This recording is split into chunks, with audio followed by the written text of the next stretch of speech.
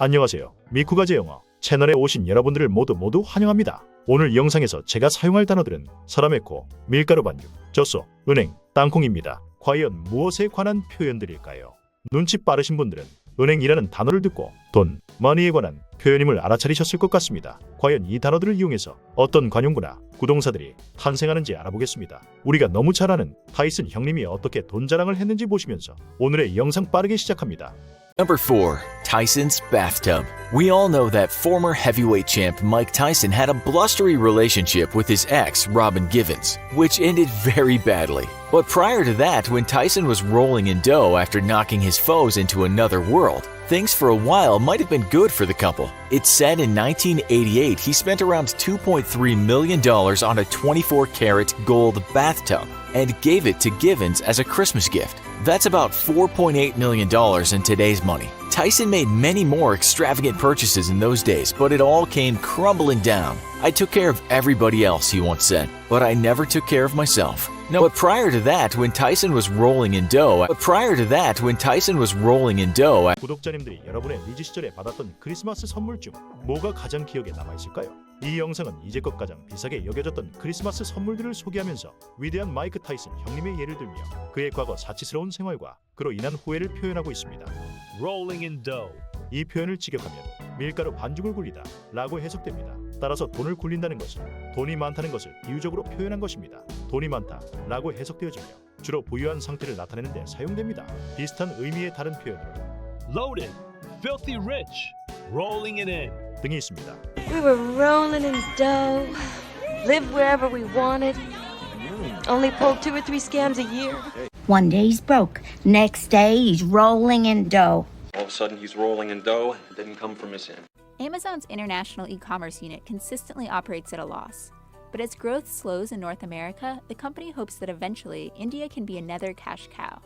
When you think about Amazon opening up a campus for 15,000 employees anywhere else, it wouldn't be able to fill it. I mean, Amazon's international business can be doing well in Europe, in Australia, but it needs a big market like India for its future growth.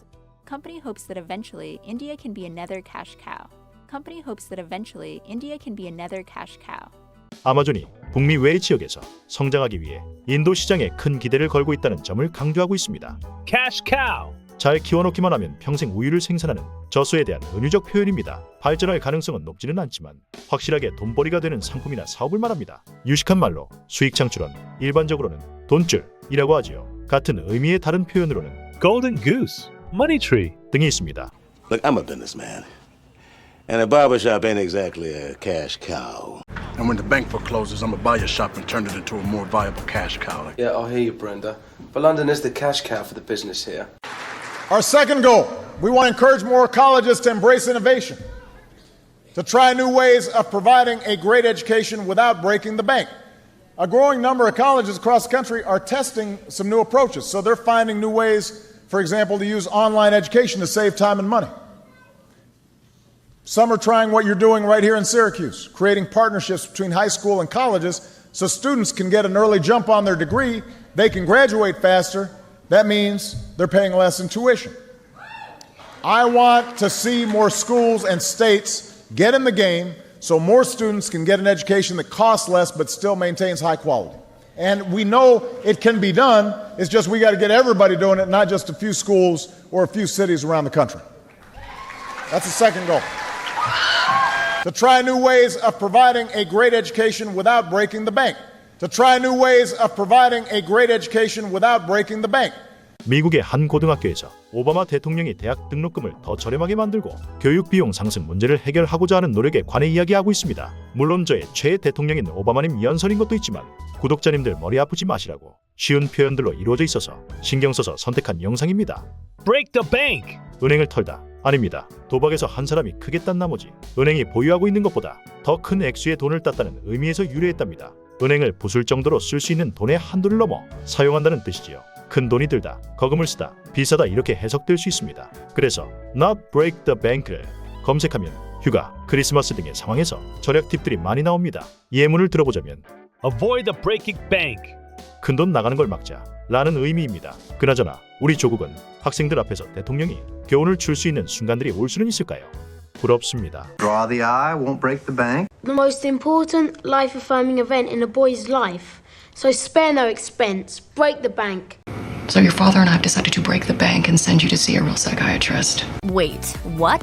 Acupunctured sushi? Yes, that's a real thing, as noted by Sushi FAQ. The idea is based around wanting your fish to be as fresh and relaxed as possible when the end is near. However, most North American restaurants don't have a tank of tuna or snapper or even mackerel in an aquarium in the kitchen waiting for your order to come through, and most fish get a little agitated when they're yanked from the water. So some chefs have started ordering acupunctured fish from Japan, where the fish is pricked with needles and essentially goes into a coma and stays in it for about 12 hours of transit time. After that, it gently dies, but it sort of seems like its life continues in a zombie-like state inside a saltwater-soaked shipping envelope. Creepy? Yeah, probably. But all of that is to say that by the time acupunctured fish gets to the sushi restaurant, it's maybe a little, well, less dead than it would have otherwise been. Whether the fish actually tastes better, however, is up for debate.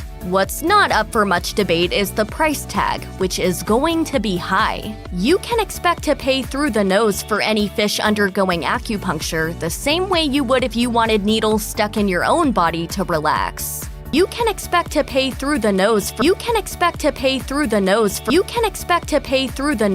이 영상은 침을 꽂은 생선을 사용한 스시가 실제로 존재하며 생선을 신선하게 유지하기 위해 침술로 혼수 상태에 빠뜨린 후 운송된다는 내용을 설명합니다. 맛의 차이는 논란의 여지가 있지만 가격이 매우 비싸다는 점은 확실하다고 강조하고 있습니다.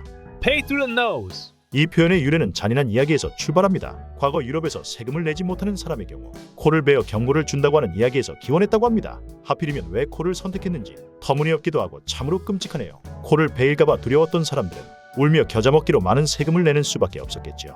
신체 일부를 베어갈 정도로 어마무시한 값을 치른다는 뜻에서 나온 표현입니다. 터무니없이 비싸다, 바가지를 크게 쓰다 라고 해석됩니다. 같은 의미의 다른 표현으로는 It costs an arm and a leg.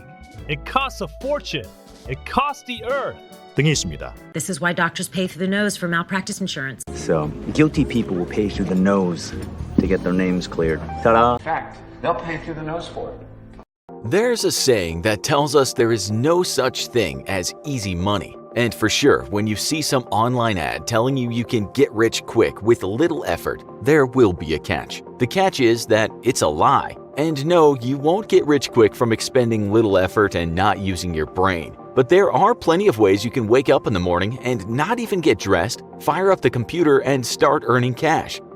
Today, we'll look at some of the best jobs you can do online. Number 10. Writer. When someone asks you what you do for a living and you say writer, does that mean you're a successful novelist, an investigative journalist, or you describe household products? No one in this world is going to walk into the first two jobs. Those crafts take years to hone. But simple product description or some copywriting gigs are not hard to land, and you can start making money now. You'll of course have to have some degree of talent, be reliable, and meet deadlines. But you don't need to be Jonathan Franzen to write about washing machines or describe the downtown area of a city. When you start this kind of work, you might only be earning around $10 an hour, but a skilled copywriter with a decent portfolio can earn a lot of money. And we're talking in the region of $100 an hour. You might begin your life as a copywriter using online freelancing sites, but once you have some contracts under your belt and have proved your worth, you can branch out. Just Google remote writing work and you'll see before you a lot of jobs.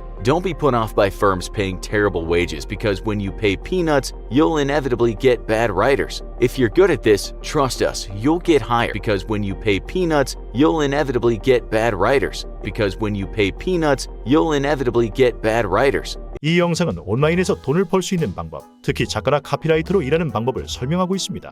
약간은 긴 영상이지만 좋은 표현들이 숨어 있어서 선택했습니다. Pay peanuts. 한국말로 우리가 자주 쓰는 표현은 월급이 작은 걸 불평할 때 회사가 쥐꼬리만큼 월급 준다 라고 하죠. 그럴 때 영어로 쓸 수 있는 표현입니다. 구인구직 시장에서 많이 사용되는 격언을 하나 소개시켜드리지요. If you pay peanuts, you get monkeys. 당신이 피넛을 지불한다면 너는 원숭이를 얻게 된다는 이 내용은 현실에서 고용주가 제공하는 너무 낮은 임금은 그 값에 맞는 사람을 구하게 된다는 의미입니다. 피넛을 내주면 사람을 닮은 원숭이 정도만으로 만족할 수밖에 없다는 것을 말합니다. 우리 모두가 일한 만큼 풍족하게 월급 받는 세상이 오기를. Whose career do you respect and admire the most? I would say my mom's, because at 50 years old, she really honestly didn't know how she was going to make ends meet and take care of all of these kids. And after 50, she built this whole huge empire. Honestly didn't know how she was going to make ends meet. And honestly didn't know how she was going to make ends meet. And honestly didn't know how she was going to make ends meet. And 방금 전에 긴 영상을 보셨으니 이번엔 짧고 굵은 걸로 선택했습니다. 얼마 전 한국을 방문해서 멋진 콘서트를 마치고 간 카니에 웨스트의 전부인인 킴 카다시안에게 패션 잡지 보고 측에서 질문 몇 가지 중에 하나입니다. Make ends meet. 직역하면 양쪽 끝을 맞추다 라는 의미가 됩니다. 수입과 지출을 맞추기 위해 애쓰는 것으로 겨우 먹고 살 수 있는 돈을 벌고 있다 라는 의미입니다. 비슷한 의미의 다른 표현들을 알아보자면 Live from paycheck to paycheck. Keep one's head above water. Scrape by. 등이 있습니다. I'm tired of having to take temp jobs just to make ends meet. I have to struggle to make ends meet, and you can buy a Porsche? I'm this old guy trying to make ends meet on the senior circuit, getting paid peanuts. 수고 많으셨습니다. 영상에 사용된 영어 원문과 한글 해석은 고정 댓글란에 PDF 파일로 제공됨과 동시에 언제 어디서나 복습이 가능하시도록 MP3 파일도 올려놓겠습니다. 여러분들의 영어 공부에 조금이나마 도움이 된다면 정말 좋겠습니다. 다음 시간까지 평안하시기를. 좋아요, 구독은 사랑 중에 사랑입니다.